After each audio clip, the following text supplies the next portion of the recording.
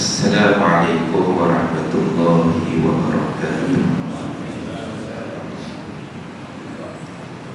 Kita buka majlis ilmu kita dengan bacaan umum kita Al-Fatihah.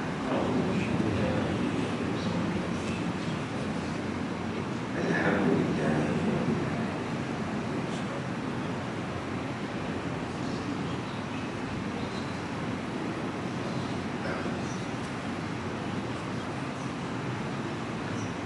Bismillahirrahmanirrahim. Alhamdulillahi rabbil alamin. Wa bihi nasta'in fi umuri dunya waddin. Wassalatu wassalamu ala ashrafil anbiya'i wal mursalin wa ala alihi wa sahbihi ajma'in. Qala rabbi shrah li sadri wa yassir li amri wahlul 'uqdatan min lisani yafqahu qawli. Allahumma salli ala sayyidina Muhammad wa ala alihi wa sahbihi wa barik wa sallim. Subhanaka la ilma lana illa ma 'allamtana innaka antal alimul hakim. Amma ba'd. Yang berbahagia Tuan Imam dan Bilal, Tuan Pengerusi dan ahli dan kuasa Surau An-Najahiyah, seterusnya tuan-tuan, puan-puan sidang jemaah muslimin, muslimat yang dirahmati Allah sekalian. Alhamdulillah, kita bersyukur pada Allah Subhanahu wa taala kerana pada pagi yang mulia ini 12 Rabiul Awal 1448 Hijrah bersamaan dengan 25 Ogos 2026 hari Selasa, kita masih lagi diberikan oleh Allah kesempatan, rahmat dan hidayah olehnya untuk solat subuh berjamaah dan seterusnya kita berada dalam majlis ilmu, mudah-mudahan dirahmati dan diberkati oleh Dia insya-Allah. Terlebih dulu saya ucapkan terima kasih pada Datuk Surau di bawah pimpinan Tuan Jamil kerana memberikan ruang kepada saya pada pagi ini. Kebetulan pada jadual asal nanti 30 hari bulan saya tak dapat kuliah pada waktu itu. Jadi alhamdulillah, mungkin setelah perbincangan jadi ada ruang untuk pagi ini kita berkebetulan menyambut Maulid Nabi sallallahu alaihi wasallam. Walaupun di sana mungkin ada banyak perbahasan, ada mengatakan ini Nabi tak buat, para sahabat tak buat. Pun begitu, bagi kita mengambil semangat bahawasanya daripada ayat dalam Al-Quran, dalam banyak-banyak amalan tuan-tuan, solat, zakat, apalagi haji, umrah, yang ni semua ni kita buat sebagai hamba Allah. Tapi ada satu amalan bukan setakat kita yang buat, manusia hamba Allah, tetapi juga Allah dan malaikat. Dan ini disebut sebagai Innallaha wa malaikatahu yusalluna 'alan nabi. Sesungguhnya Allah dan para malaikat berselawat ke atas Nabi. Takkanlah Allah malaikat selawat, kita tak selawat. Jadi Allah sambung lagi, ya ayyuhalladzina amanu sallu 'alaihi wa sallimu taslima. Wahai orang beriman, berselawatlah kamu ke atasnya dan sampaikanlah salam dengan salam yang sebaik-baiknya, kesejahteraan kepada. Bila cerita pasal selawat pula tuan-tuan, hari ini 24 jam Allah bagi kita. Bila kita semak balik, kadang-kadang kita pun tak banyak selawat atas Nabi sallallahu alaihi wasallam. Sebab apa? Banyak benda lain yang kita sibuk. banyak benda lain yang kita ucap. Lebih malam yang keluar daripada mulut kita ni ucapan-ucapan yang lara, yang sia-sia, yang tidak bermanfaat. Suatu ada seorang sahabat tanya Nabi SAW, "Ya Rasulullah, bagaimana kalau aku peruntukkan dalam sehari ini 1/3 aku berselawat ke atasmu?" Nabi jawab, "Lebih banyak, lebih baik." Sahabat tanya lagi, "Kalau aku selawat 2/3?" "Lebih banyak, lebih baik," kata Nabi. "Kalau begitu ya Rasulullah, aku memperuntukkan sepanjang hari ini aku berselawat ke atasmu."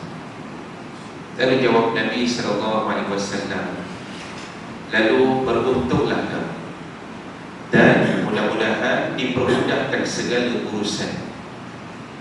Jadi tuan-tuan, jangan pandang remeh, kecil, kelebihan selawat ke atas Nabi SAW. Memperbanyak urusan-urusan kita yang payah, yang sulit, yang sukar. Dengan asbab kita selawat atas Nabi ini, Allah permudahkan. Ini yang kadang-kadang kita tak rasa. Selain daripada doa kita baca, "Rabbi yassir wa la tu'assir." Wahai Tuhan, permudahkanlah, jangan engkau payahkan. Jadi antara juga yang kita boleh gantikan selawat atas Nabi, istighfar dan doa-doa seperti tadi. Jadi tuan-tuan, bila kita lihat, oleh kerana kita ni kadang-kadang ada yang lupa, ada yang tak sempat. Tak sempat tu sebenarnya alasan, sebenarnya atas kita. Tapi sekurang-kurangnya 5 kali sehari semalam kalau kita jaga solat, kita akan beri salam kepada Nabi dan berselawat ke atas baginda. Dalam mana? Tahiyat awal dan tahiyat akhir. Assalamualaikum ayyuhan Nabi wa rahmatullahi wa barakatuh. Maksudnya dalam solat itu kita beri salam kepada Nabi SAW. Sebab itu bila kita ziarah makam baginda Nabi di Madinah, tuan-tuan, dalam hati ni kadang-kadang kita rasa sebab apa? Sebab kita ni tak pernah jumpa Nabi SAW. Kita tak macam para sahabat yang berdamping dengan Nabi, sembahyang jemaah dengan Nabi, makan dengan Nabi, berperang dengan Nabi, menghadapi musuh dengan Nabi, hijrah dengan Nabi. Dan sebab itu kita kata, walaupun kita nak jumpa Nabi, nak menatap wajah Nabi, nak bersama dengan Nabi di dunia, tapi Allah tak bagi kita peluang itu. Sekarang ni yang boleh kita harapkan adalah apa? Syafaat daripada baginda Nabi SAW pada hari akhirat ini. Dan itu pun kita rasa kita beruntung, tuan-tuan. Sebab apa? Kita ni umat akhir zaman yang hidup di hujung sekali berbanding umat-umat terdahulu.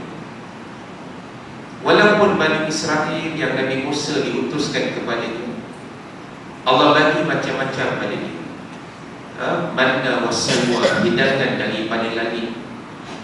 Kemudian boleh lalu laut yang terbelah, selamat daripada Fir'aun. Macam-macamlah tuan-tuan kelebihan Bani Israel. Tapi akhirnya mereka pun ingkar kepada Allah. Jadi kita kata tak apalah, tak jadi umat Bani Israel yang Nabi Musa diutuskan kepadanya pun tak. Sekurang-kurangnya kita masih lagi di kalangan umat Nabi Muhammad SAW. Ayat yang dibaca dalam salat subuh tadi dipetik daripada 2 surah. Surah yang pertama, surah As-Saff. Tuan-tuan balik buka juzuk ke-27.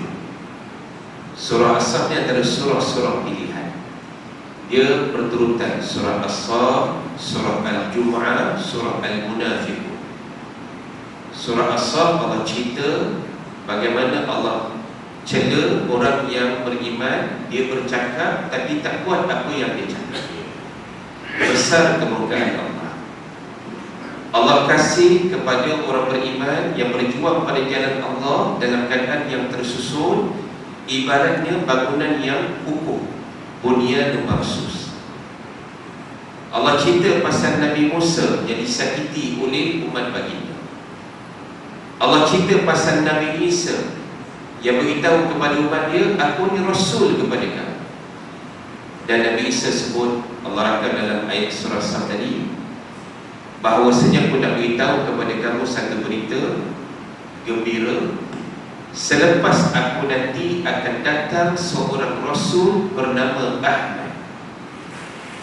Jadi dalam surah As-Saff, nama Nabi ini disebut sebagai apa? Ahmad. Tapi sayangnya akhirnya apa yang berlaku?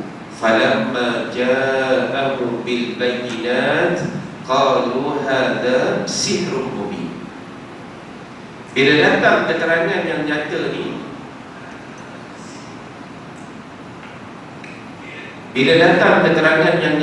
akhirnya mereka kata apa? Oh, ini sihir yang nyata.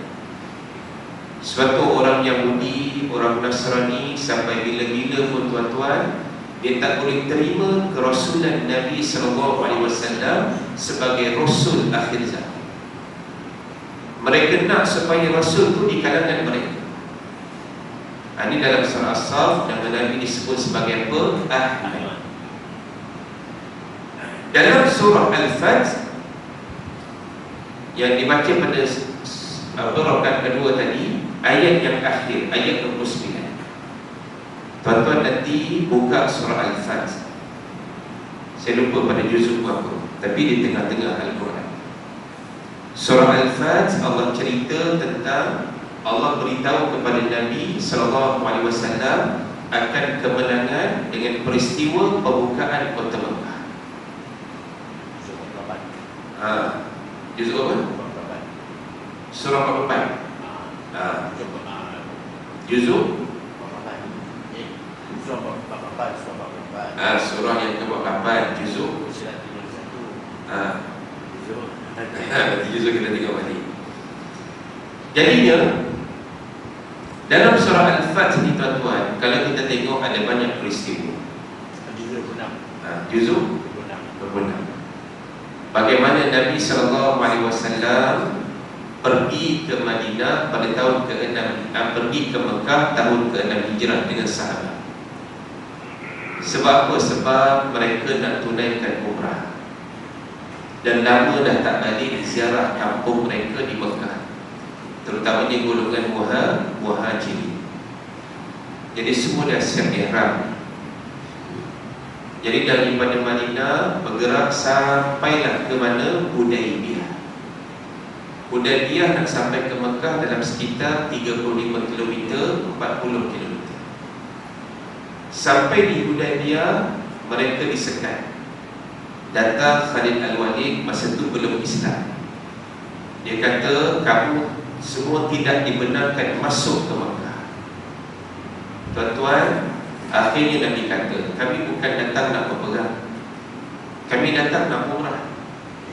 Mereka tetap tak bagi. Pemimpin-pemimpin kafir Quraisy. Akhirnya dibuat satu perjanjian. Tuan-tuan, apa perjanjian itu? Yang kita panggil sebagai perjanjian Hudaibiyah, Sulh Hudaibiyah. Dalam perjanjian tu, bila nak tulis, Nabi minta Sayyidina Ali tulis, rahimahullah, radhiyallahu anhu. Dan bila Sayyidina Ali tulis bermula dengan Bismillahirrahmanirrahim, pemimpin kafir Quraisy tak setuju. Mereka kata, ya Muhammad, kami tak setuju, kamu hanya tulis Bismikallahumma, daripada dengan nama Allah yang Maha Pemurah lagi Maha Mengasihani. Hanya tulis kepada dengan nama Tuhan. Kemudian bila ditulis Muhammad Rasulullah, pemimpin kafir Quraisy tak setuju lagi. Muhammad, kamu hanya tulis Muhammad ibnu Abdillah ataupun ibnu Abdullah. Nabi kata pada Ali, tulis ikut apa yang mereka nak. Ali tak nak padam, tuan-tuan. Sebab seolah-olah menjatuhkan maruah Nabi sallallahu alaihi wasallam. Akhirnya Nabi yang padam sendiri. Antara isi perjanjian, mana-mana orang Mekah pergi ke Madinah mesti dihantar lagi. Tetapi mana-mana orang Madinah yang sampai ke Mekah, kami akan simpan. Kami tak akan pulang lagi. Para sahabat bila nampak perjanjian ini, tuan-tuan berat sebelah, mereka tak puas hati.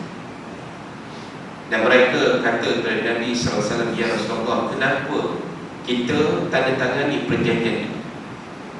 Ini tak adil ya Rasulullah."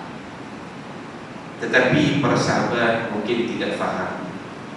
Apa yang Nabi buat, tuan-tuan, bukan yang sia-sia. Apa yang Nabi buat berdasarkan apa? Berdasarkan pimpinan, petunjuk daripada Allah Subhanahu wa ta'ala. Antara yang paling tak puas hati, Sayyidina Umar mengadu kepada Abu Bakar, kenapa Nabi buat macam itu? Kemudian selepas itu Sayyidina Umar bercakap sendiri kepada Nabi. Nabi tak jawab. Dah apabila tak boleh masuk, mereka terpaksa balik semula ke Madinah. Dah jalan 400 lebih kilometer. Zaman tu tak ada kereta Toyota Vios macam-macam. Tak ada kereta Myvi macam saya. Tak ada motosikal Modenas macam tuan-tuan. Yang ada para sahabat dengan Nabi ni jalan kaki gentas padang pasir daripada Madinah ke Hudaybiyah, nak sampai dah di Mekah, tak diizinkan masuk. Sebab yang jaga masa tu masih lagi pemimpin-pemimpin kafir Quraisy, antaranya Abu Sufyan. Jadinya akhirnya Nabi arahkan sahabat untuk bertahalul supaya keluar daripada ihram. Dan sembelih binatang-binatang, sebab dah bawa dah binatang korban tu untuk sebagai tebuslah membayar dah, sebab tak boleh buat umrah. Jadi begitulah untuk bebaskan daripada ihram. Tuan-tuan, pada ketika itu para sahabat tidak ada seorang pun yang ikut cakapnya. Dan ini kali pertama apa yang Nabi sebut, apa yang Nabi minta, apa yang Nabi arah, sahabat tak ikut. Sebab apa sahabat tak ikut? Sebab sahabat tak puas hati. Akhirnya siapa yang tenangkan Nabi? Ummu Salamah, isteri Nabi.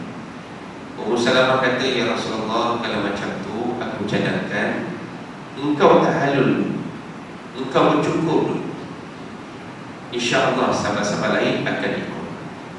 Akhirnya Nabi yang mulai dulu, dan betul sebagaimana kata Ummu Salamah, akhirnya sahabat ikut, walaupun dalam keadaan bercampur bau hati mereka. Sejarah mencatatkan apa tuan-tuan? Setelah perjanjian Hudaybiyah ditandatangani, lebih ramai orang masuk Islam selepas itu.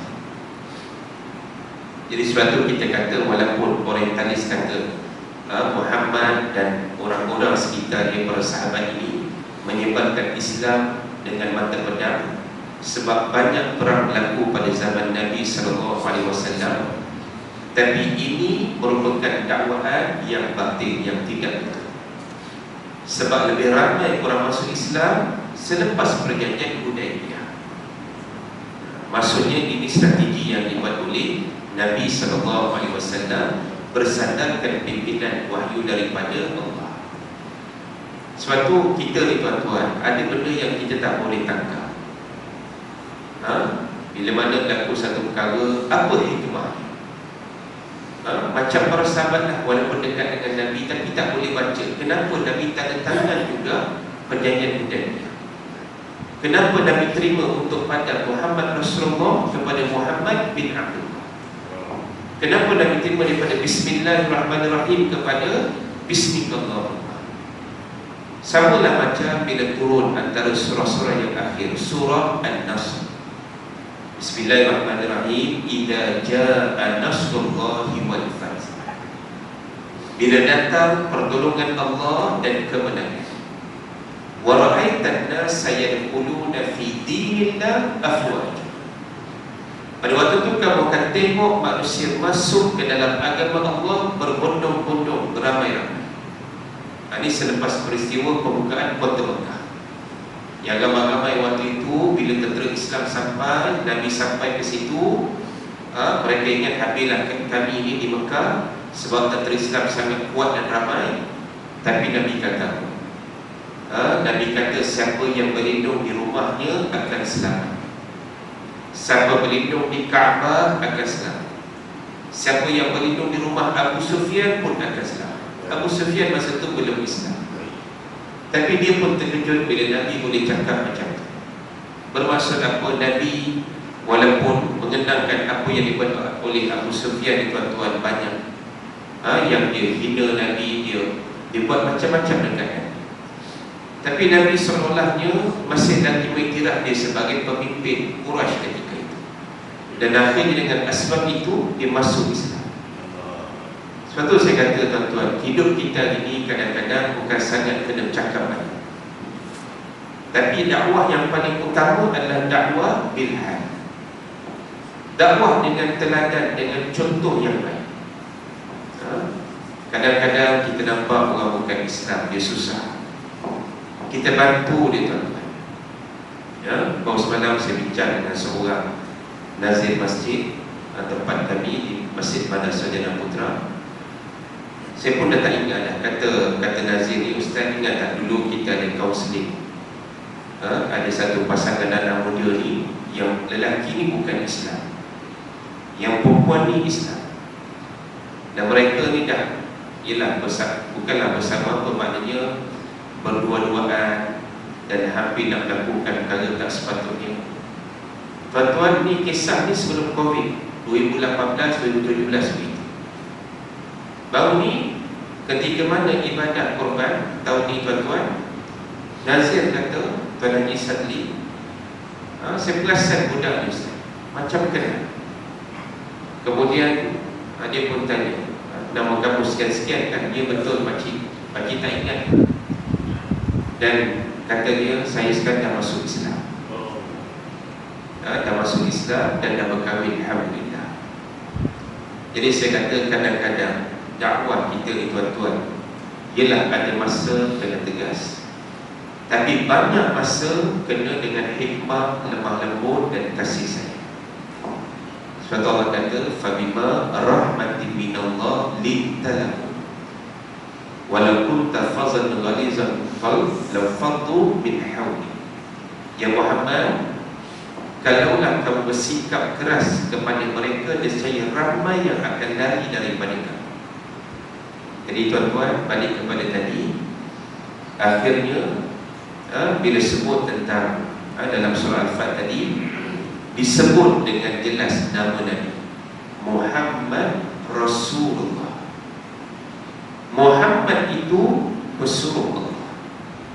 Walladzina ma'ahu ashidda 'alal kufar ruhama bainahum.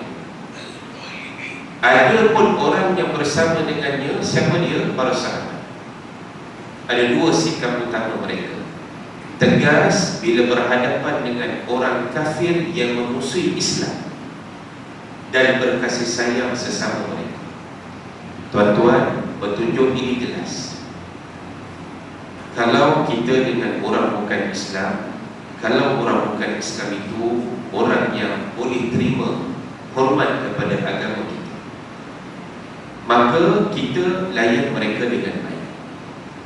Yang dipanggil sebagai antaranya kafir zimmi, istilahnya, ataupun kafir mu'ahad, satu golongan bukan Islam yang bertaat setia dengan pemerintah dalam satu negara yang Muslim. Tetapi kafir harbi ini adalah kumpulan bukan Islam yang sangat benci dan musuh kepada Islam. Ini yang Nabi dan para sahabat perangi mereka. Abu Jahal, Abu Lahab, walaupun pak saudara Nabi, Al-Walid bin Al-Mughirah dan sebagainya. Jadi baru ni tuan-tuan ada perbincangan. Orang bukan Islam dalam negara kita ni agak-agak konteksnya macam mana? Tuan-tuan, bulan ni kita sambut bulan kemerdekaan, bulan kebangsaan, bulan Ogos. Dan kita kata tahun ni kita merdeka dah 69 tahun. Kalau nisbah kepada seorang manusia, ini umur yang sangat batang. Banyak pengalaman, banyak cabaran dia dah tempuh. Dan kita kena akui tuan-tuan, Allah takdirkan negara kita ni, walaupun asalnya namanya Tanah Melayu, daripada Kesultanan Melayu Melaka dulu, akhirnya berkembang jadilah Malaysia, bergabung dengan Sabah dan Sarawak. Di Semenanjung ni tuan-tuan, masih lagi ada beberapa perkataan dikekalkan. Contoh KTM, Kereta Api Tanah Melayu Berhad. Dalam Perlembagaan Persekutuan masih disebut sebagai Tanah Rizal Melayu. Jadi Melayu itu satu hal. Dan akhirnya kita kena realiti kita hari ini tuan-tuan, duduk dalam bangsa yang pelbagai, agama yang pelbagai. Ada bangsa Cina, bangsa India, Iman, Kadazan, kerana Sabah Sarawak, orang asli sebagai orang asal Bumi Putra. Agamanya pun pelbagai. Jadi kita faham tuan-tuan, ada di kalangan orang Islam ini yang baik dengan kita, dan ada juga yang kadang-kadang mencabar kesucian Islam. Jadi baru ni mereka buat perbincangan, Mufti Wilayah, Mufti Perlis, Mufti Penang antara yang hadir. Jadi mereka sepakat mengatakan dalam konteks negara kita ni tidak sampai kepada tahap kafir harbi. Bahkan istilah itu juga mungkin tidak lagi sesuai dalam konteks dunia pada hari ini. Tetapi apa yang lebih penting adalah, kalau ada orang yang mula mencabar kesucian dan kedaulatan Islam, maka orang ini mesti dihukum dengan tegas berdasarkan peruntukan undang-undang yang sedia. Ini yang telah disebut pada hari itu. Kemudian berkasih sayang bersama orang-orang beriman. Tuan-tuan, kita ni sepatutnya bila dah satu agama, sepatutnya lebih kasih antara satu sama lain. Tapi biasalah, oleh kerana berebut kuasa, kadang-kadang benda yang kecil jadi besar, akhirnya kita banyak terpecah. Ini yang kita nampak depan mata kita hari ini tuan-tuan. Tapi tuan-tuan ingat tak, bila kita mati nanti, yang akan datang insya-Allah adalah orang-orang Islam yang mungkin pernah jadi musuh kita dalam bidang yang lain, mungkin politik dan sebagainya.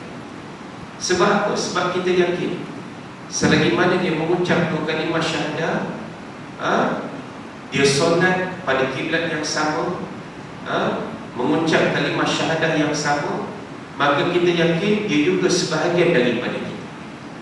Dan ini yang dikatakan oleh Allah, Nabi dan sahabat ni ruhama ubainahum, berkasih sayang sesama mereka.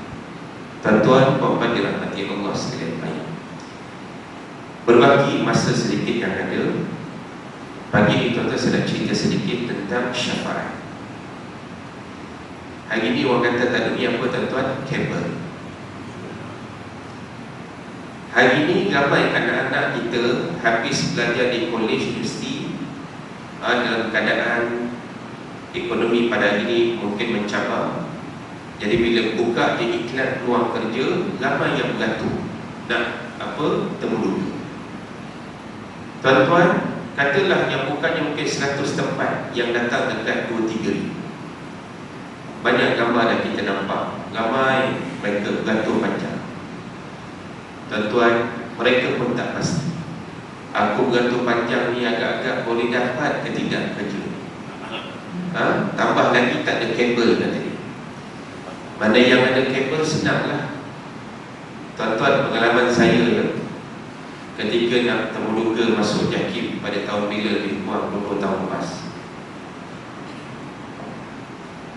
saya waktu tu lepas habis belajar di UM, 3 tahun saya ni buat kuliah-kuliah biasa, mana tak terikat lah dengan mana-mana. Satu hari keluarlah iklan JAKIM, yang saya rasa waktu tu saya kata tak apa, ini cuba nasib. Kita pun tak adalah kata berharap. Jadi tuan-tuan, saya pergi waktu itu macam orang biasa, pakai baju raihan putih, seluar hitam, tapi lepas keluar. Pakai kopiah putih. Orang lain pakai suit, pakai coat, pakai blazer, pakai sokong, ada tak pakai sokong. Urus dia tanya saya, "Ustaz nak ke mana? Tuan nak ke mana?" Saya nak pergi Temenungga lah. Dia pun terkejut agak tengok pakaian saya. Orang lain di luar pakai baju tie-in apa semua, kita begitu je lah. Disuruhnya kita hafal Quran sikit, cakap Arab sikit, cakap Inggeris sikit. Tak lama kemudian dapat surat tuan-tuan, tawaran, diterima. Masya Allah. Itu rezeki 20 tahun lepas. Ada kenalan saya, lepas daripada dia interview tuan-tuan, dia hantar surat iringan pakai kabel. Saya tak perlu sebutlah kabel mana dia guna. Kabel besar atau kabel kecil, adalah kabel dia guna. Yang dia guna kabel tu tuan-tuan, dia tak dapat. Saya tak guna kabel, alhamdulillah dapat. Jadi saya nak kata apa? Kadang-kadang dalam hidup tuan-tuan, atas dunia, ada masa memanglah kita bergantung harap pada orang lain, tapi ada masa kita kena bulatkan pergantungan hanya kepada Allah Subhanahu wa ta'ala. Ini yang Allah kata, fa idza azamta fatawakkal 'ala Allah, innallaha yuhibbul mutawakkil. Apabila kamu berazam melakukan satu perkara, maka bertawakallah, berserah dirilah kepada Allah. Sesungguhnya Allah kasih kepada orang yang bertawakal kepada-Nya. Baik. Apa maksud syafaat? Syafaat ini adalah memohon kebaikan untuk orang lain. Contoh, ada orang jumpa kita, Tuan Haji Amir, saya ni orang susah, saya tak dapat bantuan zakat lagi, boleh ke minta tolong saya? Jadi Tuan Haji Amir pun pergi ke pejabat zakat. Kebetulan ada yang kenal pegawai desa. Kata Tuan Haji Amir, Ustaz, dekat Korea saya ni ada orang susah, dia belum dapat lagi bantuan zakat, mungkin nak bayar sewa rumah dan juga untuk perbelanjaan bulanan, boleh tak tolong? Jadi Ustaz ni kata apa? Tak apa, Haji Amir kita kenal lama dah, beres Haji Amir, kita akan uruskan segera, tak sampai sehari dua. Maknanya oleh kerana dengan orang kenal Tuan Haji Amir ni, jadi urusan jadi mudah. Samalah tuan-tuan di akhirat nanti, bila Nabi SAW kenal kita sebagai umat dia, insya-Allah mudah untuk kita mendapat syafaat baginda, insya-Allah. Tapi soalnya hari ini agak-agak Nabi kenal tak kita? Yang kita kena tanya masing-masing. Macam mana Nabi nak kenal kita kalau selawat pun kita jaga atas baginda? Itu persoalan. Jadi disebut oleh Imam Ibn Qayyim, rupa-rupanya ada 6 jenis syafaat yang diberikan oleh Allah Subhanahu wa ta'ala kepada Nabi sallallahu alaihi wasallam. Pertama disebut sebagai asy-syafa'atul kubra, syafaat yang besar, ataupun asy-syafa'atul akbar, syafaat yang umum. Dalam hari ini kita tengok satu hadis yang agak panjang, tapi ini hadis yang sahih, riwayat Imam Muslim. Tuan-tuan, apa ceritanya? Daripada Abu Hurairah radhiyallahu anhu kata, satu hari dihidangkan kepada Nabi sallallahu alaihi wasallam dengan daging. Maka kemudian Nabi memakan, dan Nabi kata sedap daging. Dan akhirnya Nabi gigit, nampak gigi depannya. Macam kita dah tuan-tuan dah dapat makan nasi biryani kambing, tak ingat orang lain dah. Pagi ni sarapan apa je? Rahsia biryani. Jadi nak cerita pada kita, Nabi bila makan yang sedap ni, Nabi puji dan sampai nampak gigi depan. Kemudian Nabi bersabda, aku adalah penghulu manusia pada hari kiamat. Kamu nak tahu tak kenapa? Nabi tanya pada sahabat. Kerana pada hari kiamat nanti Allah akan himpunkan seluruh manusia daripada yang paling awal sampai yang paling akhir. Di mana? Di mahsyar. Satu padang yang rata, luas, berwarna putih. Itulah sifat mahsyar ataupun padang mahsyar. Kemudian didengarkan kepada mereka orang yang menyeru, dan boleh nampak mereka itu orang yang memandang, dan matahari dekat dengan mereka. Jadi hadis ni jadi dalil tuan-tuan. Yang kita biasa dengar matahari nanti di mahsyar dekat atas kepala tu memang betul. Nabi kata matahari dekat dengan mereka, maknanya semua manusia yang ada di mahsyar ketika itu. Dan semua ni dalam keadaan takut, gerisah, bimbang. Kita ni tuan-tuan tak tahu apa nasib. Sebab tu sampai Nabi kata pada hari kiamat nanti di padang mahsyar semuanya bertelanjang dan berkaki ayam. Aisyah kata pada Nabi, ya Rasulullah, malulah kami orang perempuan, pakat tengok aurat kami nanti. Nabi kata, Aisyah, waktu itu orang dah tak kisah orang lain, semua sibuk tentang diri masing-masing. Hari ni atas dunia kita sibuk dengan orang lain, betul tak tuan-tuan? Kenapa dia tak ganang lagi? Kenapa tak kahwin lagi? Kenapa tak renovate rumah? Kenapa tak cat rumah? Macam-macam tuan-tuan kita sibuk orang lain. Terpulang dia lah nak buat apa? Yang kena sibuk ni pasal urusan kita. Yang kita cela orang, yang kita gumpat orang, yang kita fitnah orang, itu yang kita nak muhasabah diri. Jadi Nabi kata matahari dekat dengan mereka, maka manusia waktu itu berada dalam keadaan duka cita dan balak yang paling tinggi, dan tidak ada kemampuan menahan dan menanggungnya. Akhirnya mereka berbincang sama mereka, macam mana kita nak buat, nama mana kita nak tunggu dekat mahsyar. Lalu ada yang kata, beginilah, mari kita jumpa Nabi Adam. Kita pun tak boleh bayang tentang macam mana nanti kan. Maksudnya ramai-ramai itu, mana kita nak tahu tu Nabi Adam. Jadi akhirnya adalah sekumpulan ni pergi jumpa Nabi Adam. Bila jumpa Nabi Adam, mereka kata apa? Wahai Nabi Adam, engkau ni bapa kepada manusia. Allah jadikan kamu daripada tangannya, ditiup pada rohnya. Allah perintahkan malaikat sujud kepada kamu, lalu mereka sujud. Kamu tak tengok apa yang berlaku kepada kami sekarang? Syafaatkanlah kami wahai Nabi Adam. Nabi Adam jawab, wahai manusia semua, sesungguhnya Tuhanku Allah sangat marah pada hari, dan dia tak pernah marah, melainkan marahnya sangat-sangat pada hari. Dan sebenarnya aku pernah berbuat sesuatu ketika Allah melarangku daripada menghampiri sebuah pokok, lalu aku derhaka kepada diriku. Seolah-olahnya Nabi Adam pun sebut pasal diri dia sendiri. Nabi Adam kata apa kemudian? Pergilah kamu jumpa Nabi Nuh. Jumpalah pula manusia ni, pergi ke jumpa Nabi Nuh. Mereka kata benda yang samalah, wahai Nuh, engkau Rasul pertama, engkau dinamakan sebagai hamba yang banyak bersyukur oleh Allah, syafaatkanlah kami. Nabi Nuh pun kata, sesungguhnya Tuhanku sangat marah padanya. Jawapan yang sama. Dan Allah tak pernah marah, melainkan marahnya sangat pada hari.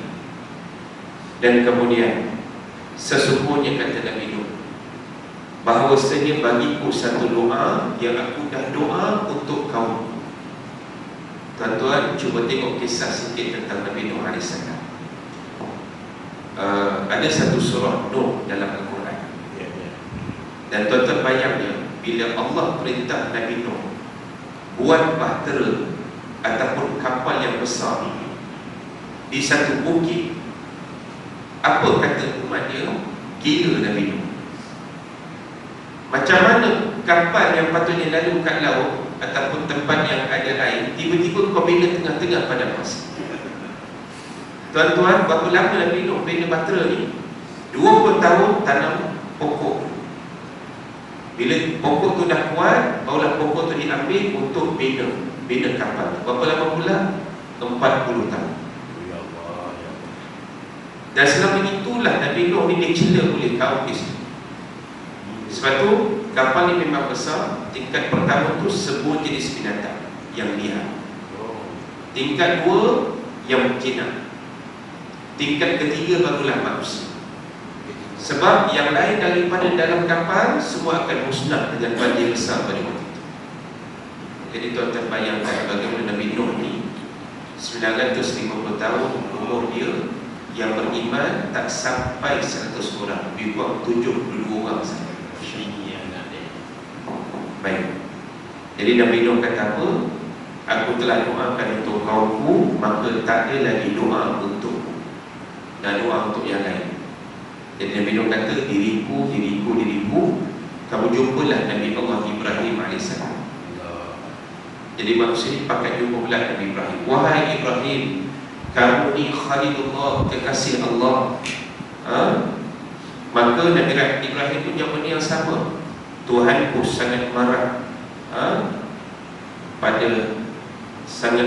hari ini, tak pernah marah seperti sebelumnya.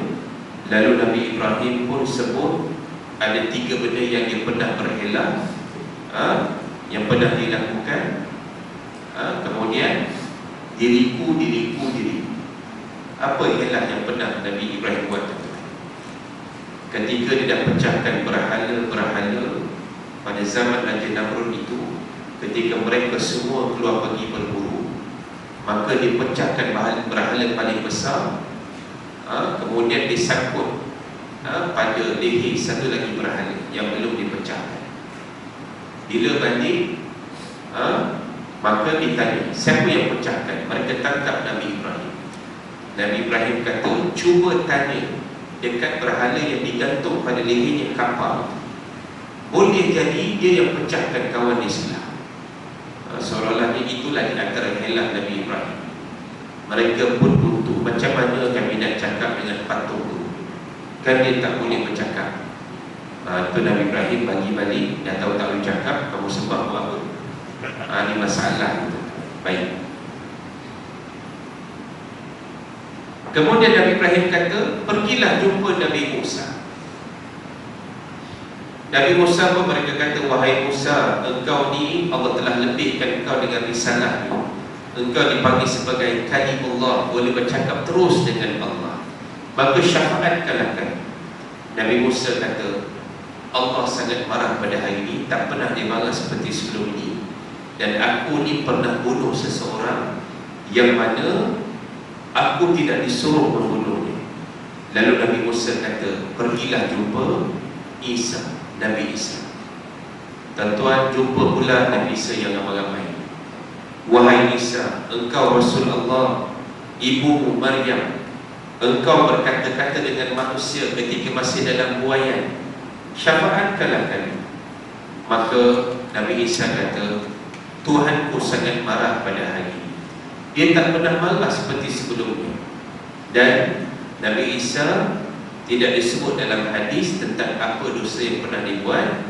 Maka Nabi Isa kata, diriku. Lalu Nabi Isa kata apa? Pergilah kamu kepada Muhammad dan jumpalah dia. Tuan-tuan, kemudian mereka datang pakat-pakat jumpa Nabi. Maksudnya apa? Daripada Nabi Adam, Nabi Nuh, Nabi Ibrahim, Nabi Musa, Nabi Isa, semua tak boleh bantu, walaupun mereka Nabi dan Rasul yang hebat pada zaman mereka. Akhirnya jumpa siapa? Jumpa Nabi Muhammad SAW. Mereka pun kata, ya Muhammad, engkau adalah Rasulullah, engkau penyudah segala-galanya. Allah telah ampunkan dosamu yang dahulu dan akan datang. Dan tolonglah syafaatkan kami. Tak tengok ke apa yang berlaku kepada kami sekarang. Lalu Nabi kata, aku kemudiannya berjalan ke bawah Arash. Kemudian aku sujud kepada Allah. Tak lama kemudian Allah bukakan dan terangkan hatiku untuk memujinya dengan sebaik-baik pujian dan seelok-elok sebutan kepada Allah. Jadi Nabi ni tuan-tuan, bila orang dah jumpa dia waktu tu hari kiamat di padang mahsyar, maka Nabi pun pergi berjalan ke bawah Arash, Nabi sujud. Kemudian Allah terangkan hati Nabi, dan Nabi pun mula memuji Allah dengan pujian yang paling baik, perkataan yang paling baik. Tak lama kemudian dikatakan kepada, ya Muhammad, angkat kepalamu. Daripada Nabi sujud tu, angkat kepalamu, mintalah, nescaya akan diberi. Syafaatkanlah, nescaya diterima syafaat. Maka aku angkat kepalaku dan berkata, wahai Tuhanku, umatku, umatku. Masya Allah. Tuan-tuan, Nabi tak sebut yang lain. Nabi sebut apa? Umatku, umatku. Jadi kita ni agak-agak masuk ke tidak di kalangan umat baginda, walaupun kita mengaku sebagai umat baginda. Inilah harapan kita, tuan-tuan. Kemudian Allah berkata, ya Muhammad, masukkan ke dalam syurga di kalangan umat kamu orang yang tiada hisab ke atas, melalui pintu sebelah kanan dan beberapa pintu syurga. Dan mereka itu boleh bersama orang lain pada pintu-pintu syurga selain pintu yang dikhususkan kepada mereka. Seolah-olahnya dibayangkan waktu itu Allah perintahkan Nabi, mana-mana umat kamu yang tidak ada hisab ke atas dia, maka bawa dia masuk ke syurga melalui pintu-pintu yang pelbagai. Ada pintu yang khusus, ada pintu-pintu yang lain, dan dia boleh masuk mana-mana, pintu yang khusus ataupun pintu yang lain-lain. Di hujung hadis yang panjang ini Nabi kata, demi diriku di tangan, sesungguhnya jarak di antara dua keping pintu syurga itu seperti jarak di antara Mekah dan Hajar. Hajar ni satu bandar besar di Bahrain, dan jarak perjalanan daripada Mekah ke Hajar ialah sebulan kalau ikut perjalanan biasa. Dan juga seperti jarak di antara Mekah dan Bushra. Nak menggambarkan kepada kita betapa luasnya dan jauhnya jarak di antara satu pintu syurga dengan pintu syurga yang lain. Tuan-tuan, itulah yang disebut sebagai kata Nabi SAW, kenapa aku digelar sebagai penghulu kepada seluruh umat manusia pada ketika di mahsyar hari kiamat. Wallahu a'lam, kita pun tak pasti apa jadi pada umat-umat yang lain. Tetapi dalam hadis ini ditunjukkan yang spesifik, Allah hanya minta Nabi untuk masukkan di kalangan umat Nabi ke dalam syurga yang tidak ada hisab ke atasnya. Tuan-tuan, puan-puan dirahmati Allah sekalian, syafaat jenis kedua disebut lagi syafaat untuk masuk syurga tanpa hisab. Ini macam hadis di atas yang tadi kita bincang. Syafaat yang ketiga, syafaat Nabi kepada orang yang berdosa di kalangan umat yang pasti akan masuk ke dalam neraka dengan sebab dosa yang telah mereka lakukan. Lalu Nabi beri syafaat kepada mereka supaya tak masuk dalam neraka. Maknanya tidak ada dosa, kemudian dia akan dimasukkan ke dalam neraka. Tapi dengan sebab syafaat Nabi, tuan-tuan, mereka tak masuk dalam neraka walaupun mereka dah berbuat dosa. Yang keempat, syafaat kepada mereka yang telah masuk neraka disebabkan dosa yang mereka lakukan. Nabi kata apa? Daripada Anas bin Malik radhiyallahu anhu katanya, aku dengar Nabi bersabda, maka aku keluar. Keluar daripada mana? Keluar daripada syurga. Lalu aku keluarkan mereka daripada neraka, dan aku memasukkan mereka ke dalam syurga, sehingga tidak ada lagi dalam neraka melainkan mereka yang telah ditetapkan oleh Al-Quran kekal dalam neraka.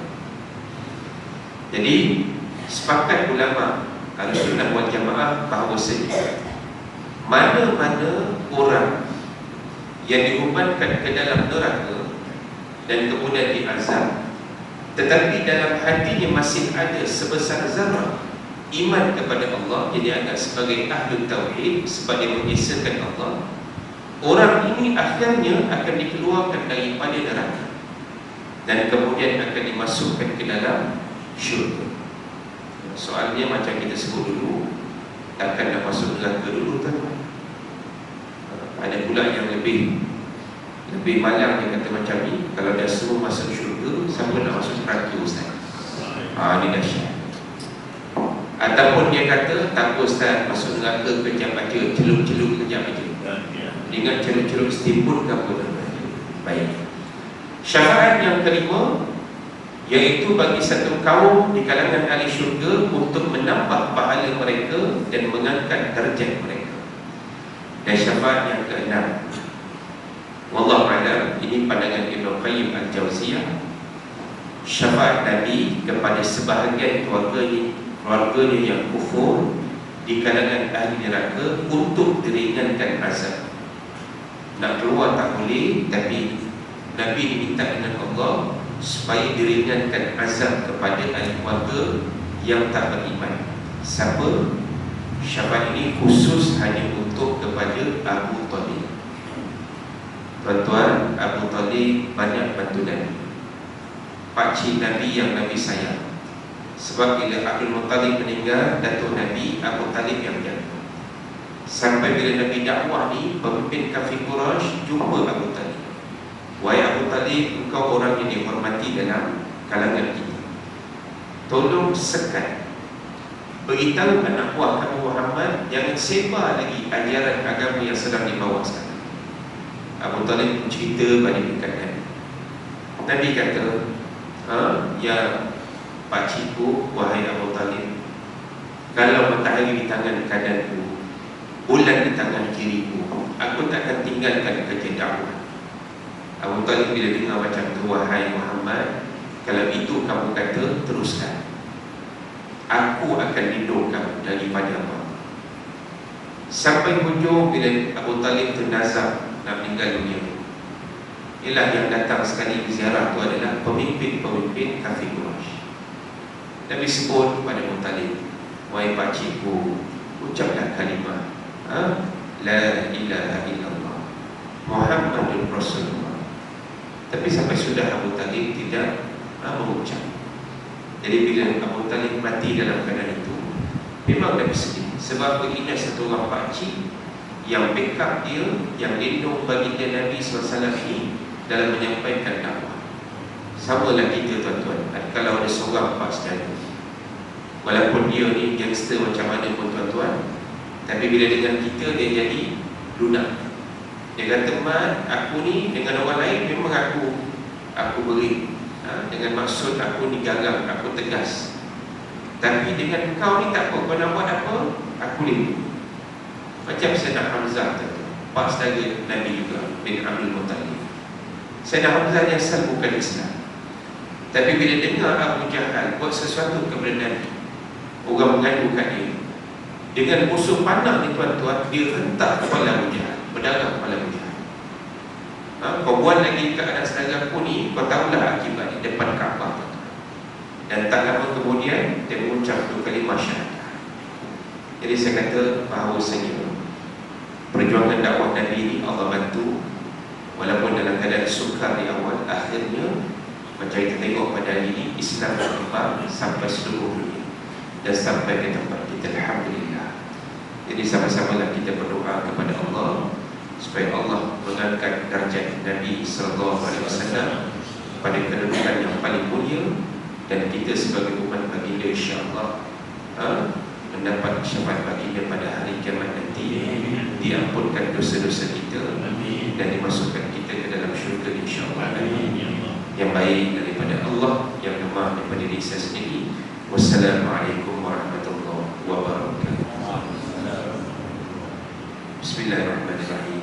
Allahumma akhrijna min zulumatil wahmi wa akrimna bi nuril fahmi waftah alaina bi ma'rifati wasahhil lana abwaaba fadli ya arhamar rahimin walhamdulillahi rabbil alamin. Kita lakukan dengan tasbih kafarah surah Al-Asr.